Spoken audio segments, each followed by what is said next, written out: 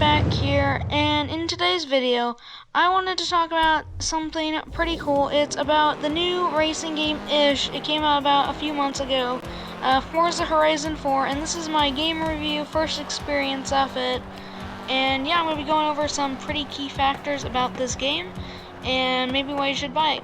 So first, let's talk about graphics. So I actually played Forza Horizon 2, and that's the only other game that I played made by this. I had never played any other motorsport games, but then I got Forza Horizon 4 just, a couple hours ago.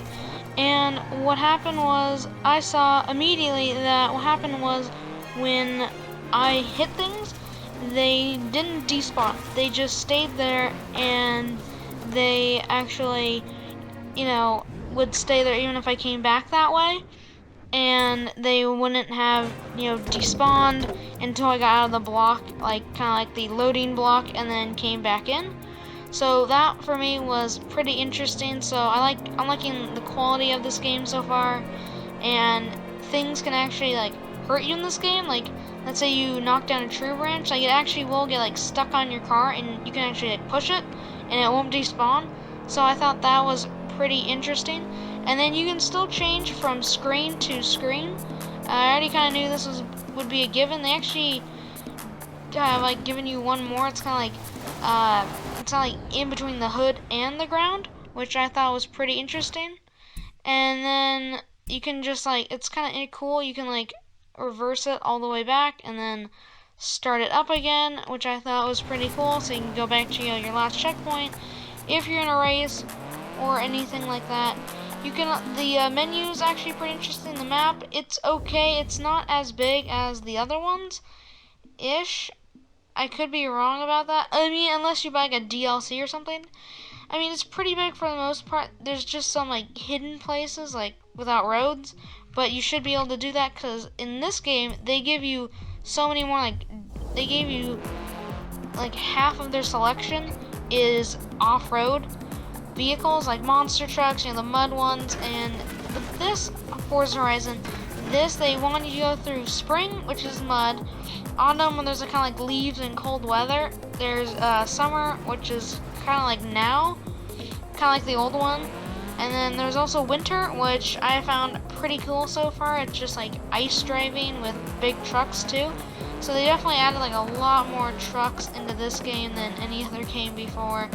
Forza Horizon 4 is an all-season game, and it's metaphorically and literally, because you're playing all 4 seasons, and it's actually kind of cool.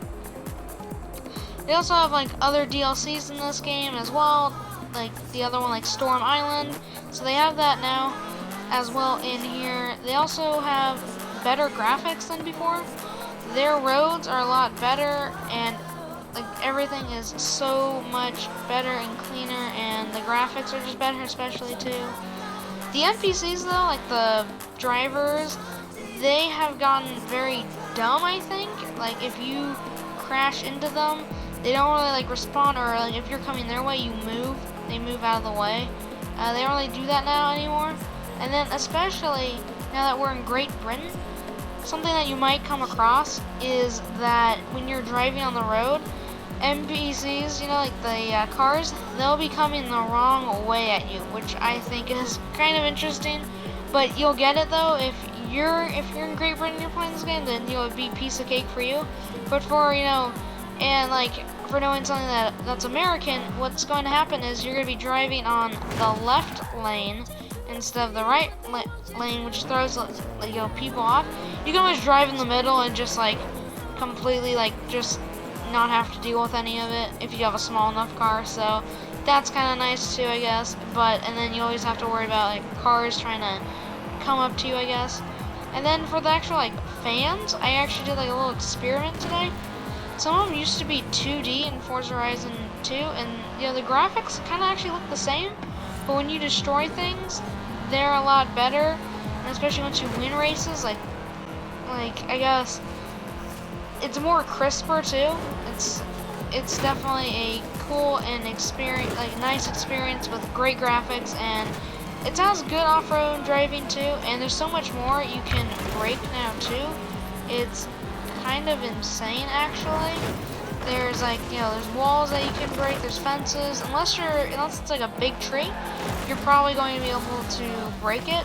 Especially if you have like the right, I guess car. If you have a truck, you'll be able to break it no problem. If you're in a smaller car, kind of like I am, and you're going like not that fast, maybe like 20 miles, there's a good chance that you're gonna have a hard time breaking it. With fence, you're always going to be okay. And then for something like shrubs, it's okay. Now, coming across something, there's animals in this game now. You cannot hit them, and they're really hard to hit if you do hit them, and they don't die or anything, because that's getting out there. So for a racing game, so what happens is there's literally nothing that happens, and usually it'd be really hard to hit them because they can just run really fast out of the way. Like, it's super hard. I tried and to like even like come close to them, or even get up close to them, just to, like, I don't know, see what they look like, I guess. So that was kind of interesting. And then there's actually no like realistic, I guess, like actions in this game. Like, and I define those by saying like there's no gas pump. Like you'll never run out of gas. You'll never like burn your tires out, but there are like different ways to make sure that your tires are better. They give you like a huge selection of tires, but yeah, there's nothing like that. And then after you do like your $1 million in property damage, like running over fences and doing all that stuff, yeah, there's no really penalties, and then you can still do reverse. And that kind of actually makes people, I guess, if you're really video game addicted, you could think that you can always just, like, if you make a mistake, you always just reverse time. In the video game world you can, but not in the real world, so it's actually kind of funny how they kept that. But now it's actually different now. You can reverse as long as you want. In the old games, you used to be able to just reverse just a little bit, like maybe like 5 times, I think, and it used to stop you. Now you can just hold down Y or whatever button you use to reverse, and yeah, just go all the way back in time. So yeah, that's pretty interesting. You can go all the way back to like your previous race or checkpoint, whatever that is. So, well, your race and or your block that you came in from. And then there's new things that you can knock down as well. There's the ramps. That was actually kind of interesting, like on the side of the freeway. Those come down now, which I thought was kind of interesting. And then to get on top of that, the radio, when you're driving under a tunnel, your radio will not work. So, when you're under a tunnel and there's no frequency to get to you, the radio will stop working, which I thought was kind of interesting. It was, shocker, and I thought that was pretty cool.